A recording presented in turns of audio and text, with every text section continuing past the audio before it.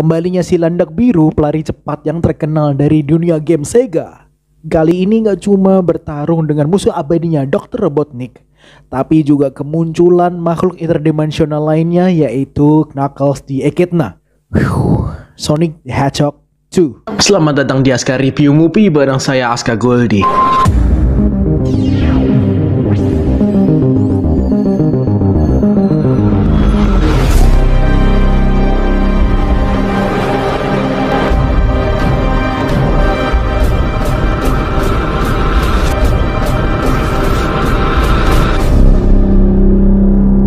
Let's turn up the heat.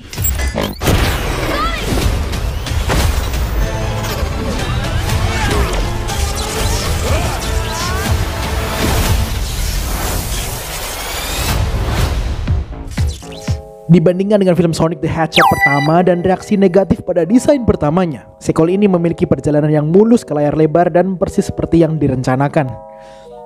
Mungkin twist terbesarnya adalah bahwa berkat penerimaan ke film pertamanya, Sonic the Hedgehog 2 ini sekarang ditunggu-tunggu oleh para penggemar karena membawa karakter Sonic's Universe lainnya seperti Tails dan Knuckles. Pada film pertamanya, Sonic yang diceritakan menemukan tempatnya di bumi, dan di film keduanya ini Sonic the Hedgehog 2 lebih melihat landak interdimensional yang menyenangkan menemukan artinya sebagai seorang pahlawan berlabel The Blue Justice. Ini sebagai upaya awal penerimaan seorang sosok Sonic yang seharusnya menjadi pahlawan, tapi sesungguhnya dia malah menjadi pusat kekacauan bagi para masyarakat.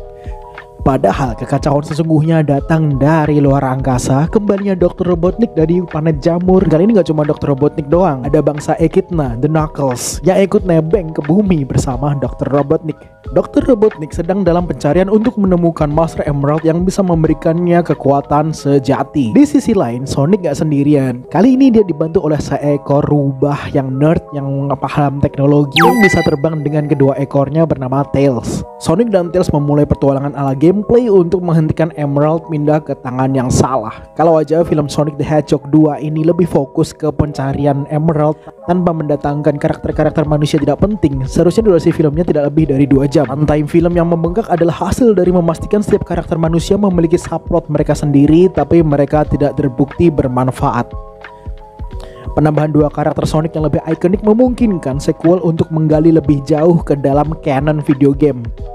Seperti film pertamanya, ada banyak easter eggs dan origin story Sonic untuk melihat tampilan arena Labyrinth Zone dalam format live action. Bukti bahwa Sonic 2 ini dibuat dan ditujukan untuk penggemar Sonic game, penuh fanservice dan menaikkan adrenalin bagi para penggemar game aslinya. Dengan referensinya dengan beberapa scene, ada keseimbangan antara cerita untuk anak-anak dan cerita dewasa tidak selalu berjalan mulus. Dengan penambahan scene dance battle antara manusia dan Sonic dengan lagu-lagu Uptown Funk, lalu memanjakan para anak-anak dengan kelucuannya Sonic dan Tails, sayangnya justru itu yang melemahkan cerita Sonic itu sendiri.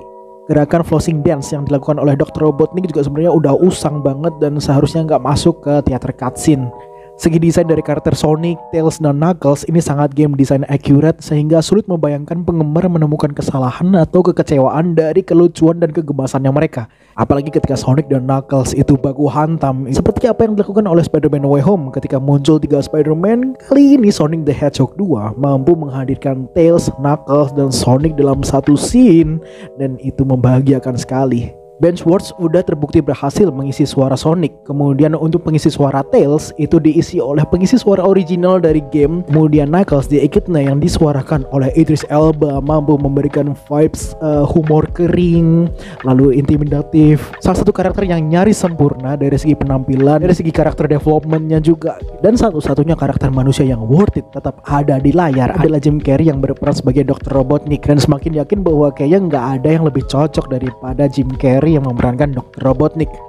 Melihat ketiga karakter Sonic, Tails, dan Knuckles menjadi satu, ini udah bagaikan kita nonton Dragon Ball seperti Goku, Vegeta, dan Bulma mencari Dragon Ball.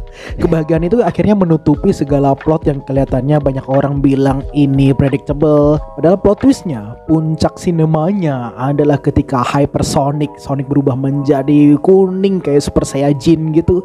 Itu bahagia sekali para fans. Overall, Sonic the Hedgehog 2 adalah film yang lebih percaya diri daripada pendahulunya dan memberikan perpaduan antara nilai kekeluargaan dan bumbu nostalgia bagi para penggemar game Sonic sejak lama. Ironisnya, film tentang landak cepat ini alurnya berjalan sedikit lambat karena kehadiran manusia. Jangan lupa untuk menonton after credit scene-nya karena akan bridging ke Sonic the Hedgehog 3 yang akan mendatangkan salah satu villain lebih ikonik expanding the universe dari Sonic. Tentu saja akan membuat kalian makin girang dan gak sabar untuk Sonic yang ketiga nanti.